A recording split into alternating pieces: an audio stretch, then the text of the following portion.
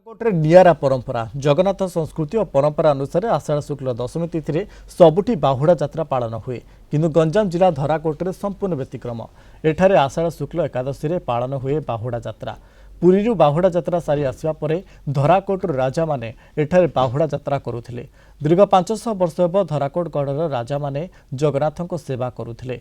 धराकोट गढ़र राजा किशोर चंद्र सिंह देव देहांत पर तांकर पुत्र संतान नथिबारु दुई झीओं मध्यरु बड़ झील सुलक्षणा गीतांजलि देवींकर राज्याभिषेक होइथिला। आ सेतेबेलकु तांको बयस मात्र 14 वर्ष होइथिला। सेही दिन ठारू सुलक्षणा गीतांजलि वंशगत परंपरा अनुसार प्रभुंक सेवा करि आसुछंती। बहुत खुशी अच्छे मु एटा तो आपण माने प्रति वर्ष देखुचंती हे गलानी आज को 14-15 वर्ष हे गलानी मते रथ यात्रा महाप्रभु मोर सेवा करिवा लागी मु बहुत खुशी अछि।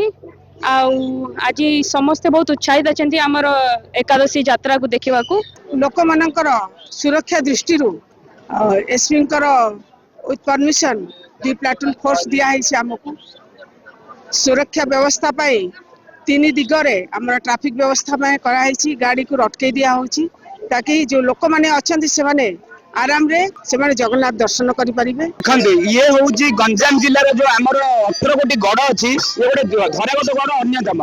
ये गड़ जात्रे आगर राजा महाराजा माने प्रथमे पुरी जाउथिले जगन्नाथ को दर्शन करि जाउथिले तापर आइले हमर एठी धराकोट रे रथ यात्रा ता बासिंदा करथुले। रथारूढ़ विग्रह को जदि बड़ एकादशी रे दर्शन करा जाए तबे कोटी जन्मर पाप खैबे तेनु करी हमर बाहुडा दिन हमर रथ चतुर्दशी विग्रह